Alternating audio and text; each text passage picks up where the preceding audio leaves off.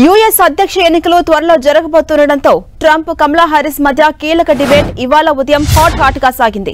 90 నిమిషాల పాటు జరిపిన మొదటి డిబేట్లో ట్రంప్ కమలా మధ్య మాటల యుద్ధం కొనసాగింది. డిబేట్ ఆశాంతం రసవత్తరంగా సాగింది. ఇద్దరు ఒకరిపై మరొకరు పైచేయి సాధించేందుకు డిబేట్లో పోటీ పడ్డారు. ముందుగా చర్చను ప్రారంభించిన డెమోక్రటిక్ అభ్యర్థి కమలా హారిస్ తన ప్రత్యర్థిపై పదునైన విమర్శలు చేశారు.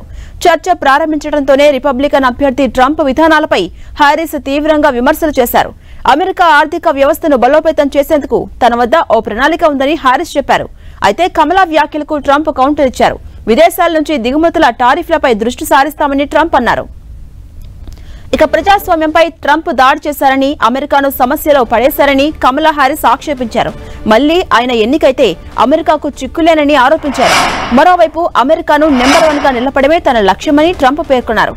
కరోనా సమయంలో తాను ఎంతో సమర్థవంతంగా పనిచేశామని తెలిపారు. దేశం కోసం హారిస్ వద్ద ఎలాంటి ప్రణాళికలు లేవని ట్రంప్ విమర్శించారు.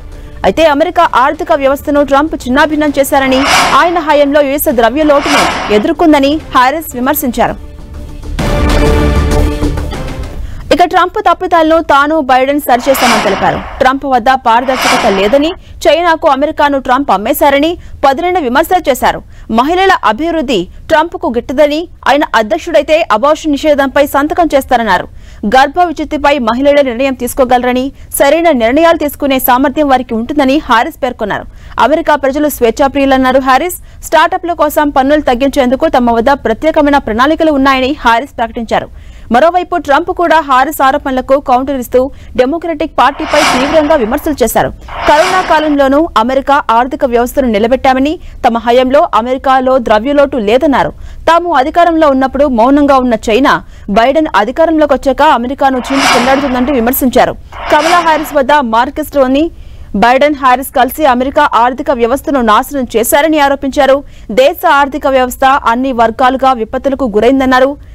అబార్షన్ పై నిషేధానికి తాను అనుకూలం కాదని, ఆ బిల్లుపై సంతకం చేయబోనన్నారు.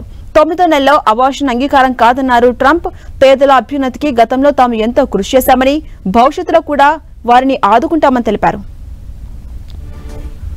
అలాగే ఆర్థిక వ్యవస్థ, కాస్ట్ ఆఫ్ లివింగ్ గురించి ఎలాంటి ప్రణాళికలు చెప్పాలంటూ డిబేట్లో హారిస్ ను యాంకర్లు ప్రశ్నించారు. దీనిపై స్పందించిన హారిస్ తాను గెలిస్తే పేదరికంపై దృష్టి పెడతామని చెప్పారు.